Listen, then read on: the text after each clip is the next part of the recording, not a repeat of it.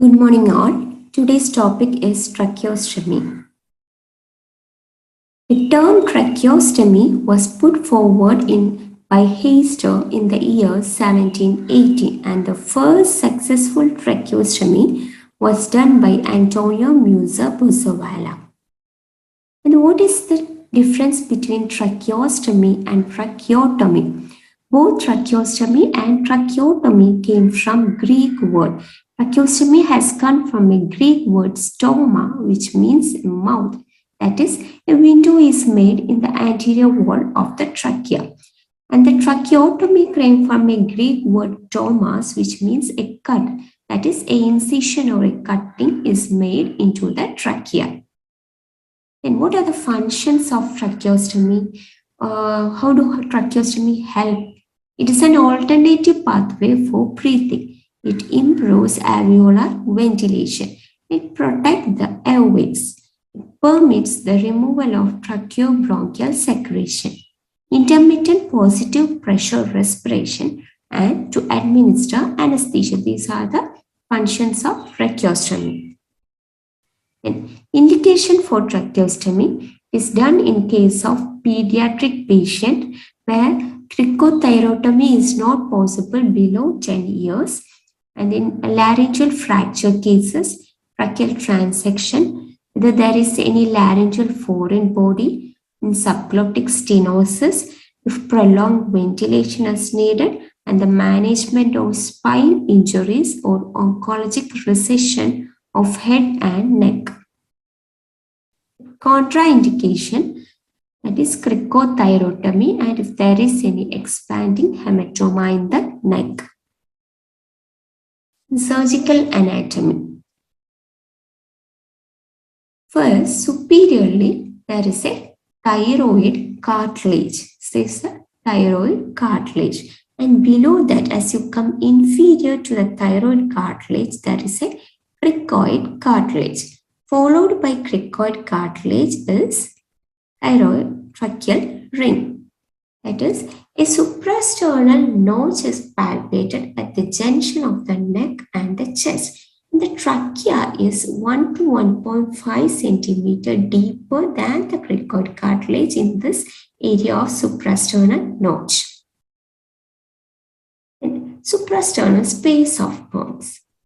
The skin, subcutaneous tissue, and the investing fascia. That is upper layer of skin, below that subcutaneous tissue, below that investing fascia. This above the sternum divides into two layers, that is the anterior and the posterior sternum, and it forms a suprasternal space of bones. This is the suprasternal space of bones. Middle of this is a linea alba, and the posterior to the suprasternal space of bone is infrahyoid muscle. And the contents of this suprasternal space of bones are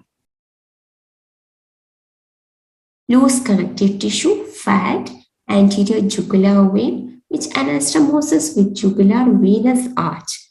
And in some cases, this anterior jugular vein join to form median jugular vein. And the blood supply to this area is by infrathyroid artery and thyroid ima artery. This is thyroid ima artery, then brachiocephalic artery, then left common carotid artery. These are the blood supply. In procedure, first marking of anatomic structures are done. Like this, anatomic structures are marked. This is the thyroid gland, this is the cricoid cartilage, and this is the thyroid cartilage. And the marking is done like this, the thyroid cartilage. And marking should be done in normal head position. And after marking, the neck is hyperflexed and local anesthesia is given. And either a vertical incision or a horizontal incision can be given. Vertical incision is usually done in emergency cases. That is, An incision is made from the inferior cricoid cartilage to suprasternal notch, and the incision is made through skin, subcutaneous tissue, and platysma. Another one is a horizontal incision, that is a 4 to 5 centimeter of skin incision. This is a 2 centimeter. This is made 2 centimeter below the cricoid cartilage, and this incision is made through skin, subcutaneous tissue, platysma, superficial layer of deep cervical fascia. These are the layers for dissection.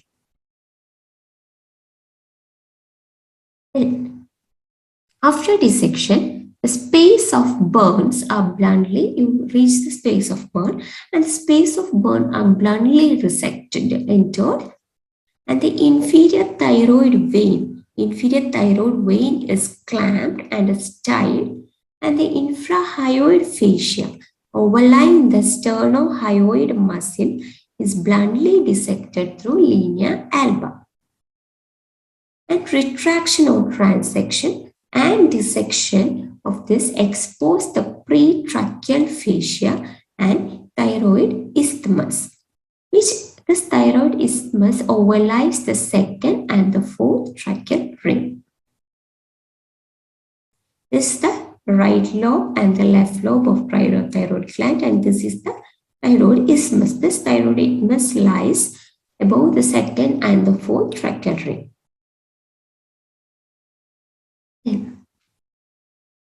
Now the tracheal tube is visible, and the tube has an external diameter of 1.5 to 2 centimeter in adult and 0.3 to 0.4 centimeter in newborn. The 16 to 20 hyaline cartilage with a U-shaped ring connected by fibroelastic tissue posteriorly is seen. The thyroid tube is made up of this hyaline cartilage. This is 16 to 20 hyaline cartilage. Then identify the cricoid cartilage and the first 4 tracheal rings. This is the now visible. This cricoid cartilage and the first 4 tracheal rings. Then there's a principle for tracheostomy, that is, the cricoid cartilage and the first tracheal ring should not be cut or injured, and the incision into the trachea should not extend below the 4th tracheal ring. Incision should be made only in the 2nd and the 3rd tracheal ring, and it should not extend below the 4th tracheal ring. Then a tracheostomy hook is placed between the 1st and the 2nd tracheal ring. A hook is placed here, and a superior traction is made to elevate the trachea into the surgical field. Then incision is made into the trachea. That is, incision is made in the 2nd and the 3rd tracheal ring. There are different types of incision, that is a T-shaped incision, cruciform incision, U-shaped incision, and an inverted U-shaped incision, then a box-shaped incision, H-shaped incision, but commonly an inverted U-shaped incision is placed. Then after giving an incision, a traction suture is placed through the lip of this flap and through the superior margin of the skin and is tied. Then a torsodilator or a Killy hemostat is inserted and spread vertically, and the tracheal lumen bin now visible. An endotracheal tube should be visible if it is present through that lumen. Then the tube is inserted and the ET tube is withdrawn until tracheal lumen is exposed. The cuff and tip of the ET tube should be just inferior to vocal cord. A number 7 or a number 8 Schilly tube, that is number 7 and 8 Schilly tube is used in adult male, and number 5 or a 6 Schilly tube is placed in cases of adult female. These are the tracheostomy tube. This is the lumen. This is the trachea. There are different types of tracheostomy tubes available. One is a Fuller's bibival tracheostomy tube. Another one is a metallic tube. This is Jackson tracheostomy tube. And red rubber tracheostomy tube, which is made up of rubber. And a PVC made tracheostomy, that is Shilley track tube. And a silicon tube, that is Bivona track tubes. And parts of tracheostomy tube. What are the parts of a tracheostomy tube? It has an inner cannula, an outer cannula. It has a connector and a cuff. This is the cuff, a neck flange, and an inflating line. Inflating line ends the pilot balloon, and there's also a valve present. Then the skin is loosely sutured and left open. After placing the tracheostomy tube, the skin is loosely sutured and left open. And the gauze dressing should be placed under the tracheostomy tube and around the cannula. The tube is secured with cloth tape around the neck, like this. This is how tracheostomy is wrapped. A cloth is wrapped around the neck. Then a chest X-ray is taken. This is done to check whether there is any pneumothorax. Then complication associated with tracheostomy, that is perioperative tracheostomy and postoperative tracheostomy complication occurs. And perioperative complication include hemorrhage, then injury to esophagus, then pneumothorax, then subcutaneous emphysema, injury to recurrent laryngeal nerve, then aspiration of blood and false passage. Then postoperative complication include hemorrhage, tracheostomy scar, infection, plunging of tube with secretion, vocal cord paralysis, tracheal stenosis, and tracheoesophageal fistula. Postoperative care, it is TASH care. Then the cuff pressure should be 20 mm of mercury. And prevention of crusting and tracheitis. What is TASH care?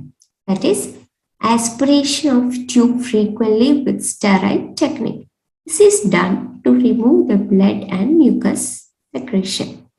First, before doing the TASH care, hyperventilate the patient with 100% of oxygen for 2 or 3 minutes prior to the suction.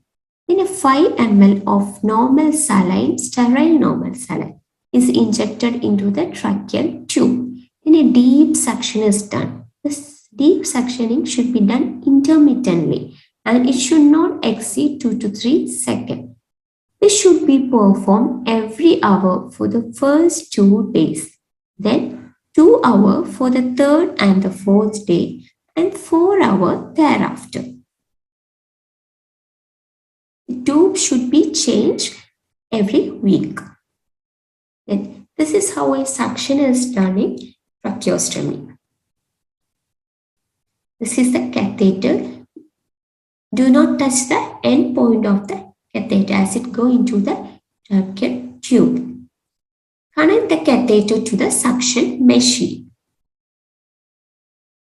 Then insert the catheter proper distance into the tract tube. Usually the length of the tract tube is plus 1/4 inch. Then apply suction by putting your thumb over the hole in the catheter while gently pull the catheter out and gently roll the catheter. Then how is tracheostomy done in infants and children? What are the indications for tracheostomy in infants and children? In infants below 1 year, it is done in case of subglottic hemangioma, subglottic stenosis, laryngeal cyst, glottic web, bilateral vocal cord paralysis. And in children, it is done in case of acute laryngotracheobronchitis, epiglottitis, diphtheria, laryngeal edema, external laryngeal trauma, prolonged intubation, juvenile laryngeal papillomatosis. And decannulation. How is decannulation done? Tracheostomy tube is plugged and the patient is observed. First, remove the tracheostomy tube and clean the stoma with saline. There will be a hole like this. Clean with a saline. Then apply tincture benzoin around the stoma. Then apply a steri tip like this and place gauze ball or button. Then place a dressing. Decannulation in infant and young children, there are some principles, that is, decannulate in operation theatre only, and equipment for re-intubation should be available immediately after decannulation, and watch for respiratory distress, tachycardia, and color change in the body.